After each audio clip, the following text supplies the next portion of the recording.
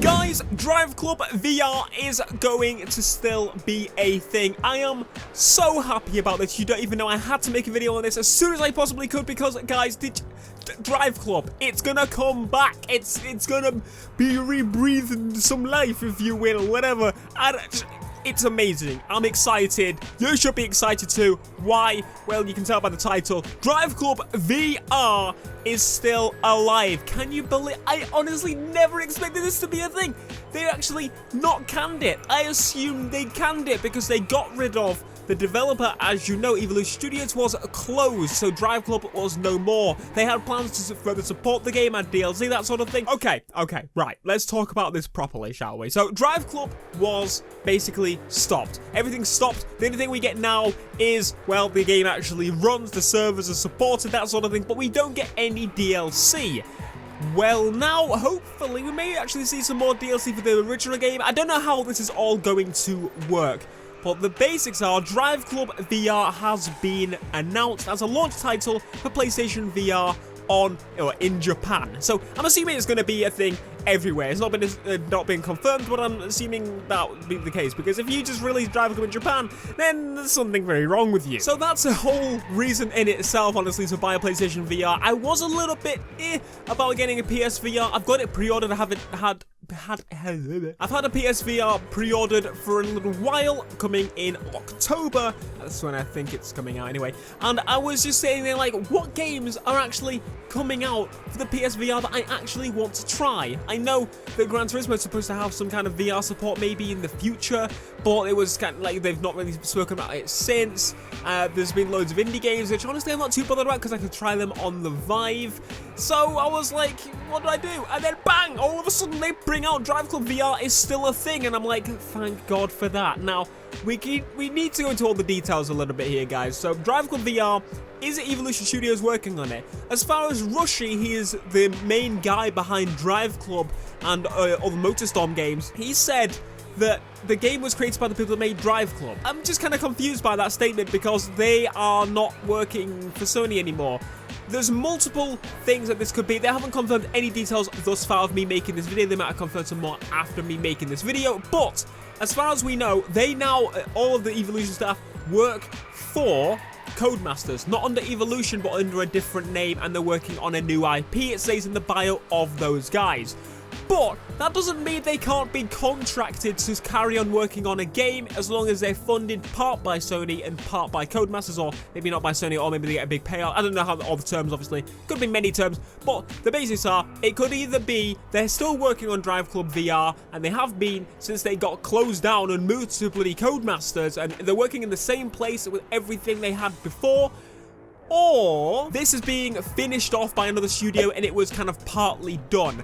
There's two options here, and I'm actually gonna say, I'm gonna take a swing for this and say that they're actually working on it now still themselves, and also in part, you know, in conjunction with like a Sony studio that are there to do some other stuff. But it would make total sense as to why, you know, they would be working on it still, because those guys are the people that made that franchise, and it would be so weird for a company to just take a game, throw it to someone else and say finish it, because they have no idea. They were not in control of it, so there has to be some kind of connection between Evolution, the old Evolution, and Sony. But either way, I'm bloody excited. Can you tell? I'm very, very freaking excited because Driveclub is going to be back, and I'm going to be covering PSVR Driveclub, as you know. Like, how could I not?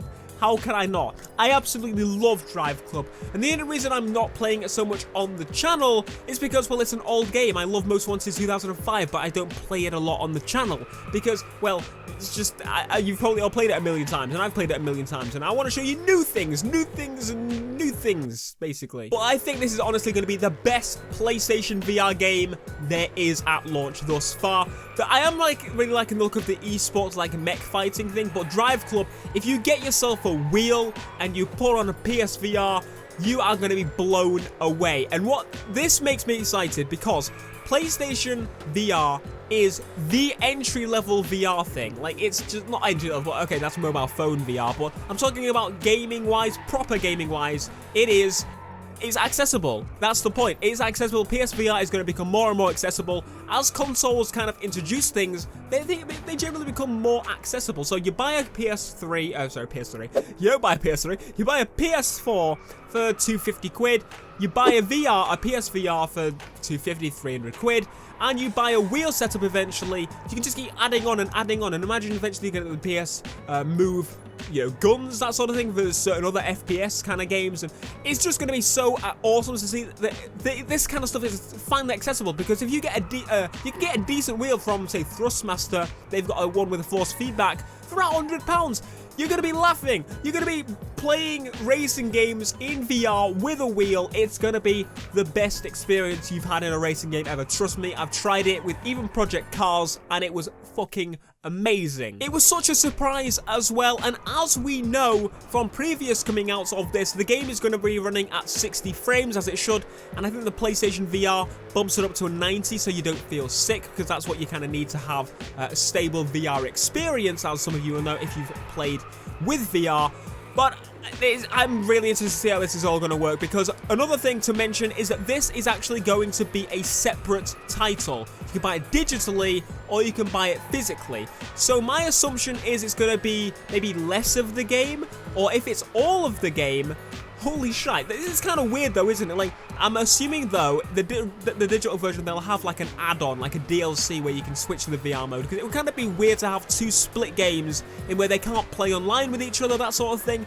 I'm really hoping that they do it properly, and you can, you know, mix and match. You can play with people that aren't on VR, and you can play with people that are on VR, that sort of thing. Or you can choose having the option to do so as well, because people generally with a wheel that are pros will be better than pros with controllers, and controllers that are pros and people with wheels that are noobs, and not necessarily people not necessarily very good.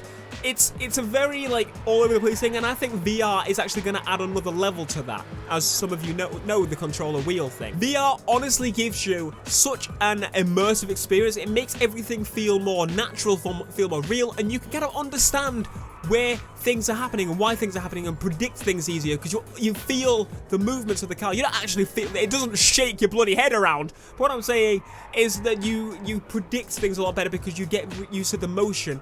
It's like some kind of human nature thing, like I've mentioned before in VR videos. You know something bad is going to happen. If you go over this jump at this certain angle, your car's going to judder in a certain way, which may restrict your visibility, for example, and your brain will be like, no, I'm not going to do that, I'm going to do it slightly differently so that I don't get that judder, so I don't, you know, mess up and probably crash and die. Basically, your brain kicks in and says, right, we're not going to do that because we will die. That's pretty much what I'm saying. What are you, bloody scientist? Again, absolutely fucking amazing news. I am so happy, you cannot believe. You can probably tell actually in my voice how excited I am. I'm just so happy that now at the end of this year we're gonna have Forza Horizon 3, we're gonna have Driveclub, we're gonna have Gran Turismo as the big dogs. They're all here, and I'm so happy.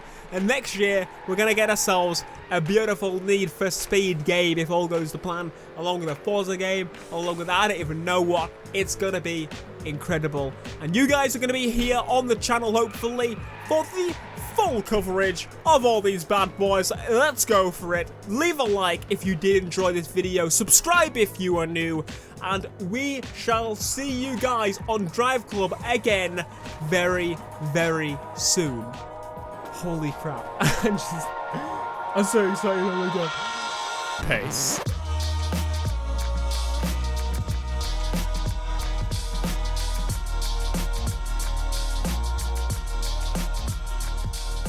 Driveclub is back! Absolutely amazing. Fucking hell. Calm down, you twat. No! I'll do what I want. Piss off.